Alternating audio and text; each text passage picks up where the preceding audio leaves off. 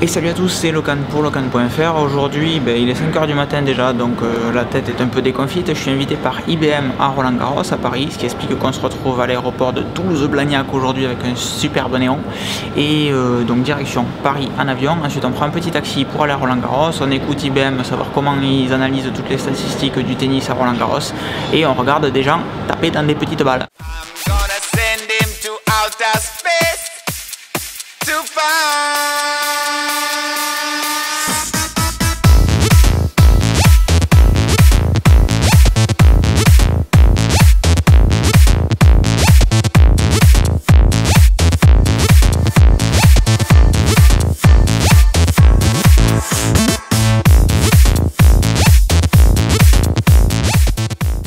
Bon, on est juste devant Roland-Garros. En moto, ça va quand même assez vite sur le périph'. Maintenant, je cherche juste la personne qui est censée me donner les accréditations de chez IBM. Et on rentre pour faire les petites vidéos et surtout prendre un petit déj parce que depuis 4 heures que je suis debout, je commence à avoir la dalle. L'évolution des technologies est telle que finalement, chaque année, on arrive à avoir des idées nouvelles.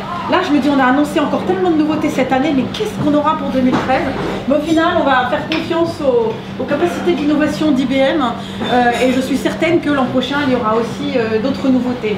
Les grandes directions des nouveautés sont autour de l'analyse des données, ça c'est très clair, hein, tout ce qui est autour de ce qu'on appelle l'analytics, le big data.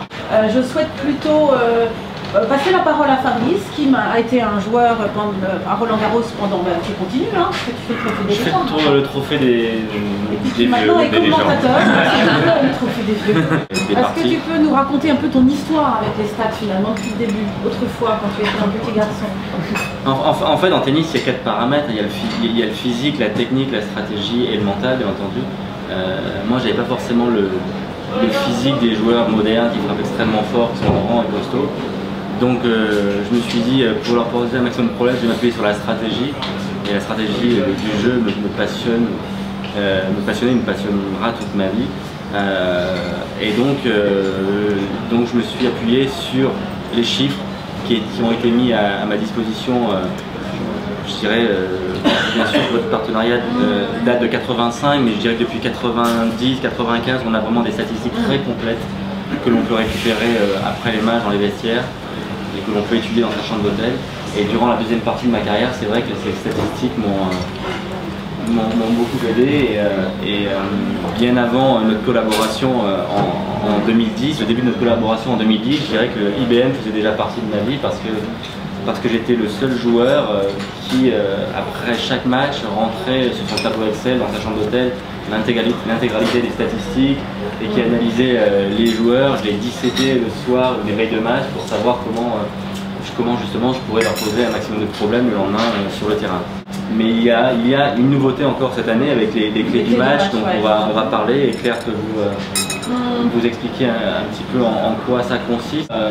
Des données qui permettent de comprendre encore mieux l'évolution, le déroulement et l'issue d'un match. Comme je disais tout à l'heure, depuis le temps qu'on stocke des données sur le Grand Chelem, ça fait 39 millions de points, ça fait 7 ans. Ces données, elles ont été exploitées pour définir un comportement type de chaque joueur. Et quand un joueur joue face à un autre, on arrive à déterminer quels sont les critères qui ont permis à l'un des deux de gagner. Et le système est capable de définir les 3 critères clés les plus importants pour un joueur quand il joue contre un autre. Et ça ne sera pas les mêmes clés quand il jouera contre un autre adversaire. Un Slam Tracker, c'est un outil qui existe depuis plusieurs années, mais qui s'enrichit chaque année en fonction des technologies d'IBM. Et on utilise là ce qu'on appelle la technologie d'analyse prédictive. Alors le mot prédictive a ceci d'ambigu que d'aucuns pourraient interpréter qu'on va prédire la fin du match, ce n'est pas le cas.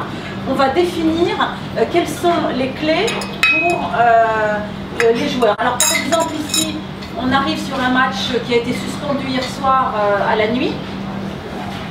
Le système a déterminé pour Filippo Volandri et pour Tommy Haas, des clés. Par exemple, Filippo Volandri, il faudrait qu'il remporte plus de 69% de ses points après le premier service, qu'il remporte plus de 33% de ses premiers services du côté des égalités et plus de 1,4 points marqués sur le premier service. Et puis Tomias, il a d'autres clés qui vont être différentes.